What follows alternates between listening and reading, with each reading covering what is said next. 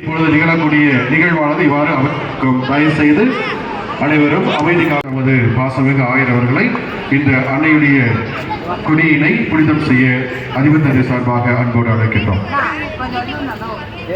மகன் தூய ஆவியாரின் பெயராலே ஆண்டவர் உங்களோடு இருப்பவராக. மன்றாடுவோமாக. இறைவா, உம்முடைய மக்கள் தங்கள் பாதுகாவலில் திருநாளை கொண்டாட தயார் செய்திருக்கும் இக்கொடியை அர்ச்சித்து புனிதப்படுத்த உம்மை இறைஞ்சுகின்றோம்.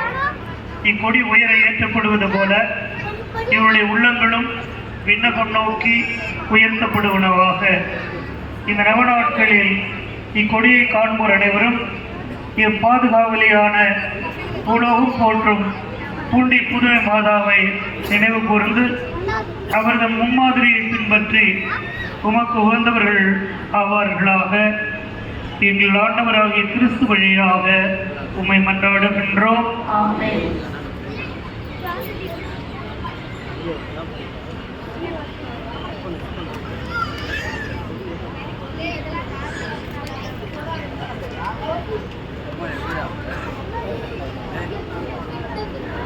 அங்கே போயிடலாமா?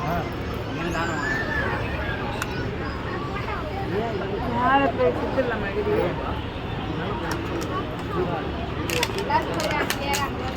கோர்ஸ் பண்ணுவோம்.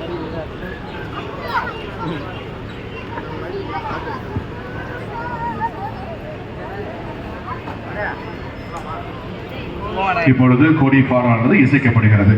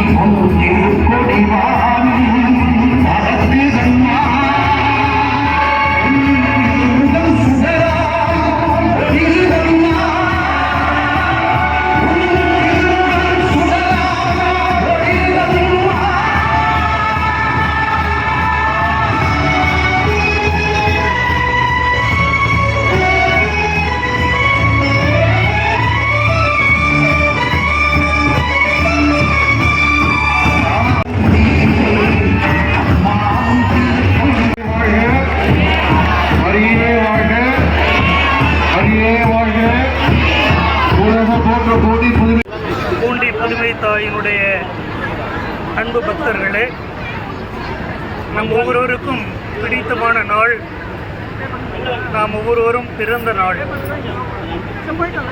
அதையே நாம் மகிழ்ச்சியோடு கொண்டாடுகிற நேரத்தில் விண்ணுக்கும் மண்ணுக்கும் தாயாகிய நமது பூண்டி தாயினுடைய பிறந்தநாள் விழாவை மிக சிறப்பாக கொண்டாட நாம் அனைவரும் குழுமியிருக்கிறோம். இதை 9 நாட்கள் விழாக்களாக நாம் கொண்டாடி கொண்டு இருக்கின்றோம்.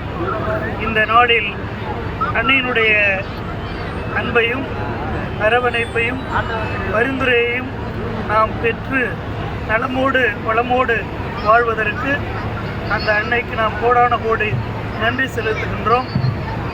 அன்னைக்கு விழா எடுப்பது என்பது மிகுந்த மகிழ்ச்சி நம் அனைவருக்கும் கொடுக்கிறது. எவ்வளவுதான் அன்னையை புகழ்ந்தாலும் அது போதாது.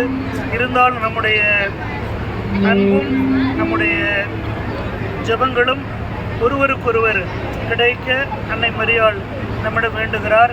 ஆகவே அவரை வாழ்த்துகின்ற, அவரை போற்றுகின்ற நாம் அவருடைய வாழ்வில் நாம் பார்க்கின்ற நல்ல பண்புகளான ஆழ்ந்த இறை நம்பிக்கை, கடவுள் அன்பு, பிறரன்பு நம்மிலும் வளர நாம் முயற்சி எடுப்போம். இந்த அன்னையினுடைய பெருவிழா அவரை நம்பி வருகின்ற கோடான கோடி மக்களுக்கும் நல்ல உடல் உள்ள சுகத்தையும் ஆன்ம நலனையும் பொருளாதார நலனையும் கேட்கின்ற எல்லா வரங்களையும் தந்து தொடர்ந்து மக்களை காக்க வேண்டும் என்று அவரிடம் ஜெபிக்கின்றோம். அன்னையினுடைய புகழ் வளர்க, பூண்டித்தாயினுடைய பெருமை என்றும் வளர்க.